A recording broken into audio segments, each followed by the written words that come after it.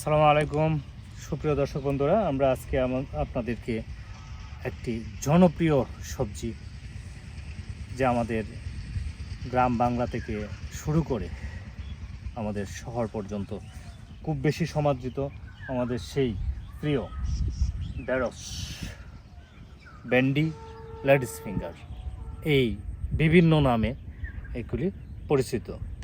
এই ঢেঁড়সের চাষ এবং ঢেঁড়সের বিভিন্ন রোগ পোকা এবং ঢেঁড়সের বিভিন্ন জাত ও ঢেঁড়স কী কী উপকারে লাগে সেগুলি নিয়ে আজকে আপনাদের সাথে আমরা কথা বলবো। সাথে আছেন আমাদের ঢেঁড়স চাষি, কি নাম আপনার? এই ভালোই আছে। আপনার নাম কি? মোহাম্মদ নিজামুদ্দিন। নিজাম ভাই। যাই হোক দর্শক বন্ধুরা, আমরা এবার আপনাদেরকে ঢেঁড়সের বিভিন্ন বিষয় নিয়ে কথা বলার চেষ্টা করছি। সুপ্রিয় দর্শক বন্ধুরা, ঢেঁড়স বা ভেন্ডি, লেডিস ফিঙ্গার ইংরেজি যার নাম, চাষের জন্য সুনিষ্কাশিত দোআঁশ মাটিতে সারা বছর, বিশেষ করে ফেব্রুয়ারি মার্চ মাসে গ্রীষ্মকালীন এবং জুন জুলাই মাসে বপন করলে বর্ষাকালীন মৌসুমে চাষযোগ্য একটি লাভজনক ও পুষ্টিকর সবজি। প্রতি শতাংশে 10 থেকে 12 গ্রাম ভেন্ডি বীজের বা ঢেঁড়স বীজের প্রয়োজন হয়।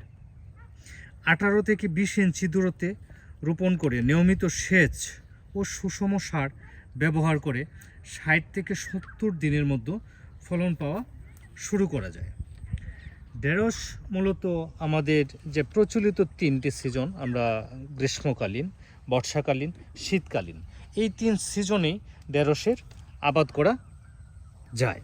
গ্রীষ্মকালীন মূলত ফেব্রুয়ারি মার্চ মাসে, আর বর্ষাকালীনটা জুন জুলাই, শীতকালীন অক্টোবর নভেম্বর মাসে এই ঢেঁড়সের চাষ হয়ে থাকে। ঢেঁড়সের যেসব উচ্চ ফলনশীল জাত আমাদের দেশে আছে সেগুলি: ভারী ঢেঁড়স 1, বাড়ি ঢেঁড়স 2, গ্রিন এনার্জি, পুষা সাওয়ানি, পার্বণী, প্যান্টাগ্রিন। এছাড়া হাইব্রিড জাতের যেসব ঢেঁড়স আমাদের দেশে পাওয়া যায় সেগুলি হলো শান্তি অলক, এলেনা, অনামিকা, তীর bullet, Madhumati super, green finger. দর্শক বন্ধুরা, আপনাদেরকে ঢেঁড়সের পুষ্টিগুণ সম্পর্কে কিছু বলি, তাহলে ঢেঁড়স 100 গ্রাম ঢেঁড়সে বিশ্লেষণে দেখা যায় যে 90.17 গ্রাম জলীয় অংশ থাকে, 1.4 গ্রাম খনিজ পদার্থ, 1.7 গ্রাম আঁশ, 33 কিলো ক্যালোরি খাদ্যশক্তি, 2.0 গ্রাম আমিষ, 0.19 গ্রাম চর্বি, 7.45 গ্রাম শর্করা, 82 মিলিগ্রাম ক্যালসিয়াম এবং 0.62 মিলিগ্রাম লৌহ, 31.3 মাইক্রোগ্রাম ভিটামিন কে ও 299 মিলিগ্রাম পটাশিয়াম এবং 23 মিলিগ্রাম ভিটামিন সি এই ঢেঁড়সে 100 গ্রাম ঢেঁড়সে পাওয়া যায়। ঢেঁড়স চাষে যেসব পোকা সবচেয়ে বেশি হয় সেটা হলো ফ্লি বিটল, ঢেঁড়সের ডগা ও ফলের মাজরা পোকা, শোষক পোকা, হুপার, শ্যামা পোকা, জেসিড, জাপ পোকা, ঢেঁড়সের পাতা মোড়ানো পোকা ও সাদামাছি। বিশেষ করে সাদামাছি ও জেসিড, এই দুইটা পোকা ঢেঁড়সে একটি মারাত্মক রোগ, যেমন মোজাইক ভাইরাস, সাদামাছি দ্বারা ছড়ায়। ঢেঁড়সের সবচেয়ে মারাত্মক এবং ক্ষতিকর রোগ আমরা জানি সেটা হলো মোজাইক ভাইরাস। যাই হোক, ঢেঁড়সের যেসব পোকামাকড় হয় সেগুলিকে আমরা স্থানীয়ভাবে যেসব ঔষধ পাওয়া যায়, সাইফারমেথ্রিন, থায়ামেথোক্সাম, ইমিডাক্লোরোফিট, এই যে ঔষধগুলো দিয়ে আসলে এই পোকাগুলোকে রোধ করা সম্ভব যদি সঠিক মাত্রায় প্রয়োগ করা যায়। আর যেসব রোগবালাই হয় ঢেঁড়সে সেগুলি হলো মোজাইক ভাইরাস রোগ, যেটা সাদা মাছি যারা দ্বারা ছড়ায়, আমি পূর্বে বলেছি। ডাউনি মিলডিউ, গুঁড়া পচা রোগ, পাউডারি মিলডিউ, ঢেঁড়সের আগাম দশা রোগ, ঢেঁড়সের পাতার দাগ রোগ। আসলে এই রোগগুলির জন্য আমাদের প্রচলিত এবং আমাদের দেশে স্থানীয়ভাবে অনেক ঔষধ পাওয়া যায়, যেগুলি দ্বারা চিকিৎসা করলে সেগুলি ভালো হয়। বিশেষ করে ভাইরাসজনিত যে মোজাইক ভাইরাস, যে হলদে মোজাইক ভাইরাস রোগ, সেটা আসলে জটিল আকার ধারণ করে। আর ঢেঁড়স একটি অত্যন্ত পুষ্টিকর ঔষধি গুণসম্পন্ন সবজি, যা ফাইবার, ভিটামিন এ, সি, কে এবং ক্যালসিয়াম, ম্যাগনেসিয়াম ও পটাশিয়াম সমৃদ্ধ।